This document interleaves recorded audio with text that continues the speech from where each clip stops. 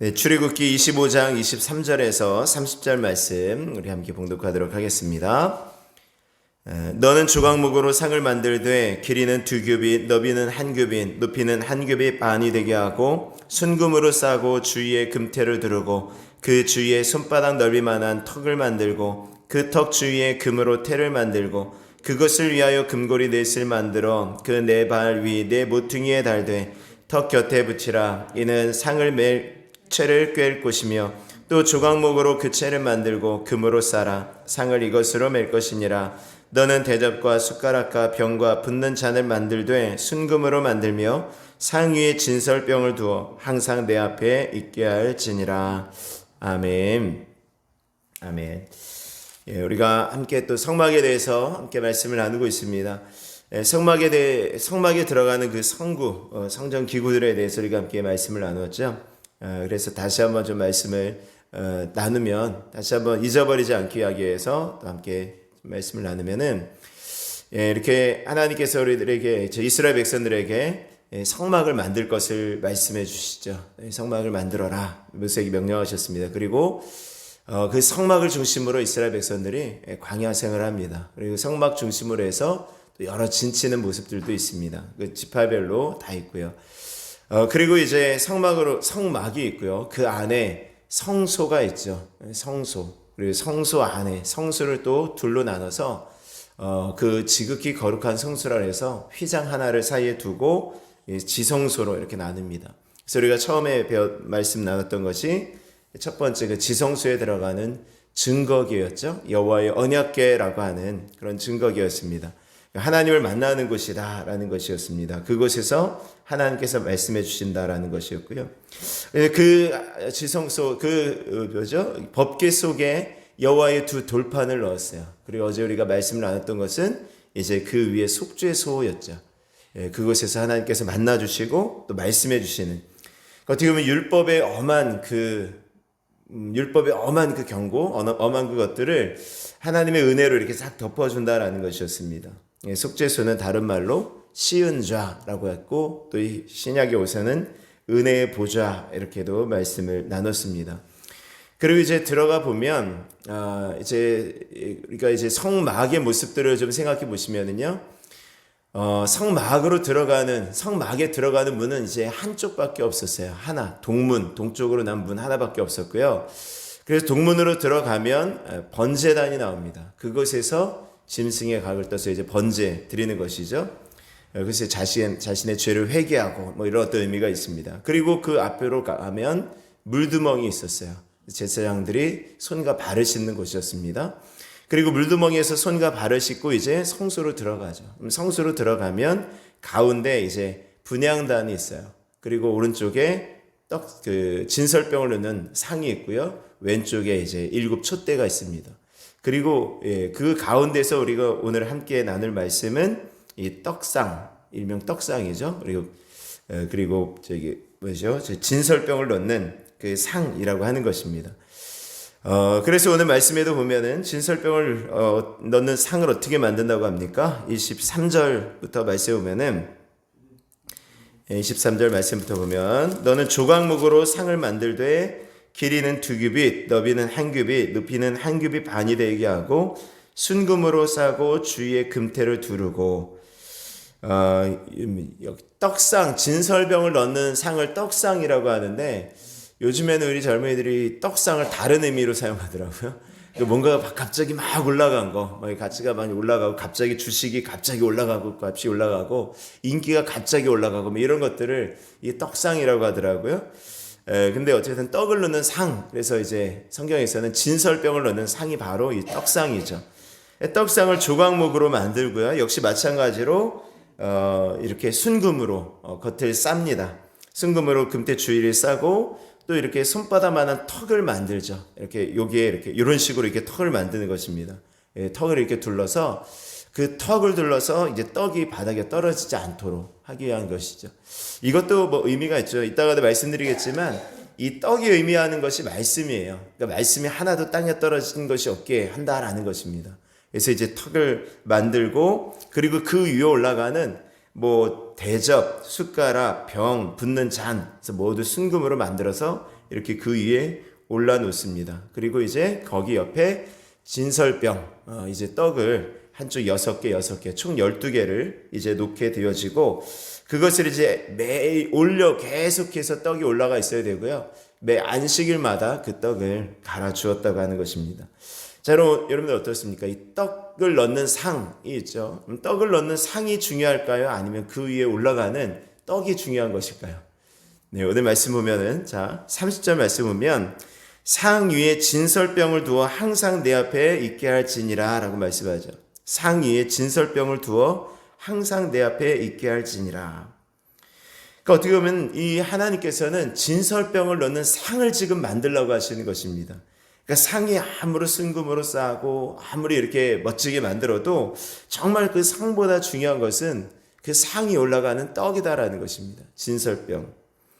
조각목으로 상을 만들고 그 겉에 순금으로 금태를 싸고, 그리고 손바닥 넓이만한 턱을 만들고, 금으로 태를 만들고, 금고리 넷을 만들고, 내 발 귀퉁이에 모퉁이에 이제 달아서, 고리를 달아서 채를 꿰 고리를 만들고, 거기서 채를 꿰고, 채도 역시 마찬가지로 조각목으로 만들어서 순금으로 이제 싸서 이제 하는 것입니다. 결국 이렇게 모든 것을 순금으로 찬란하게 만든 것이 떡을 넣기 위한, 그렇다면 떡이 중요하다라는 것이죠.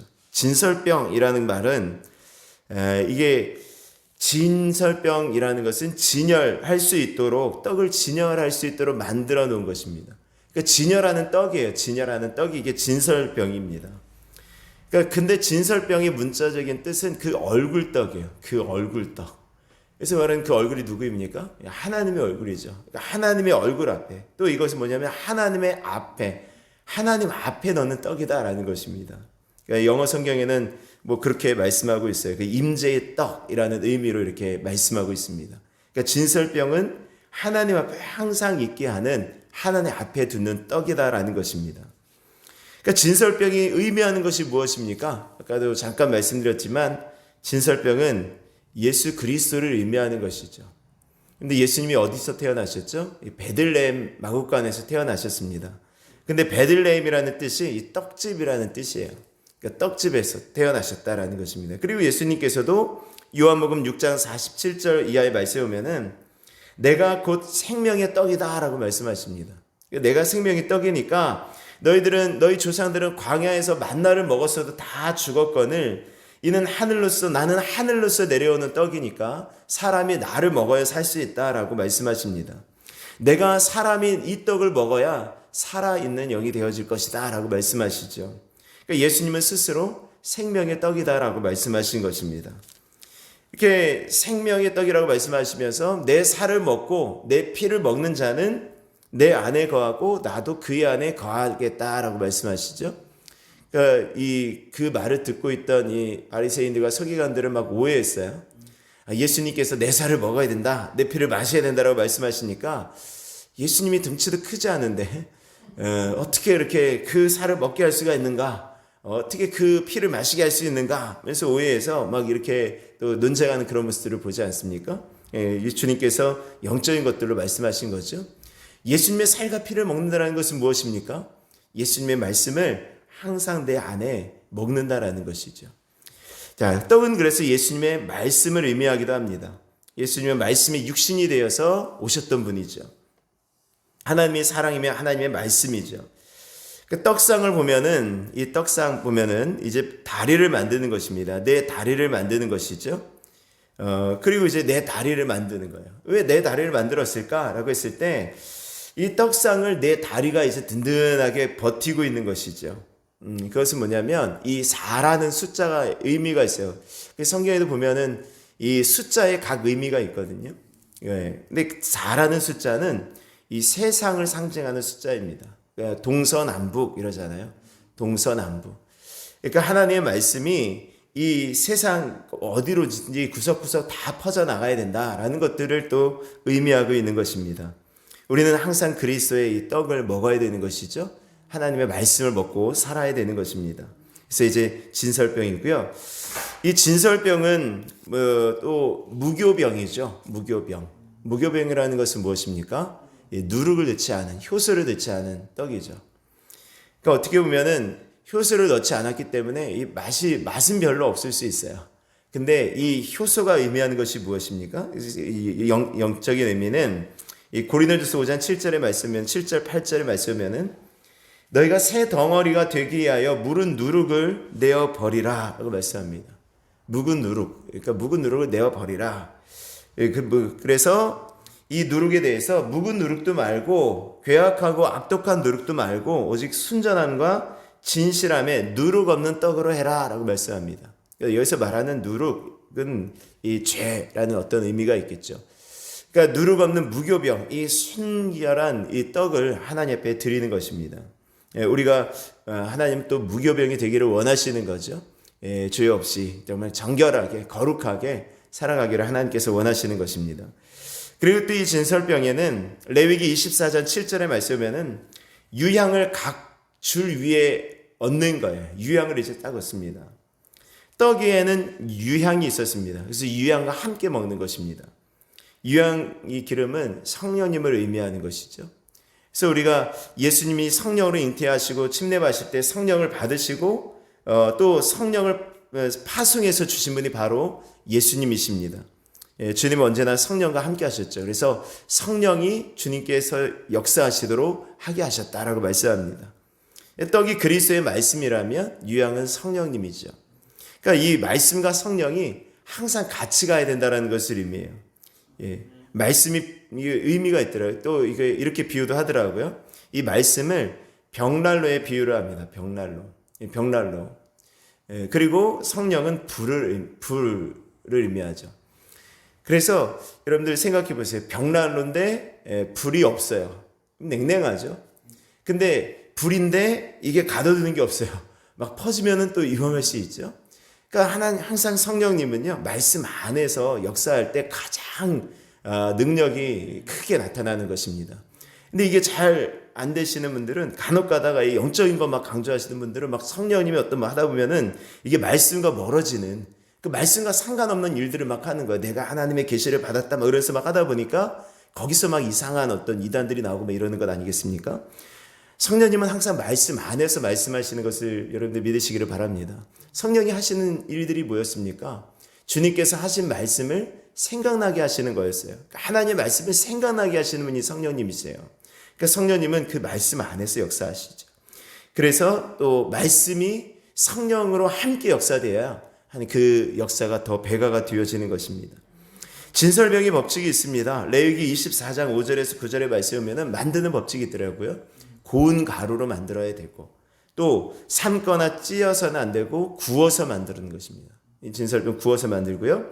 또 이 진설병을 넣을 때는 두 줄로 6개씩 아까 우리 그림에서 여러분들이 한번 보실 수 있기를 바랍니다.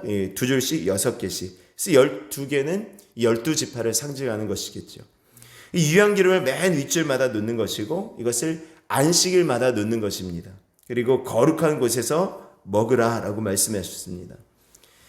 그리고 이제 떡상 이것은요. 떡상 위에 넣는 이 떡은요. 금으로 만든 프라이팬으로 이 떡을 구웠다고 해요.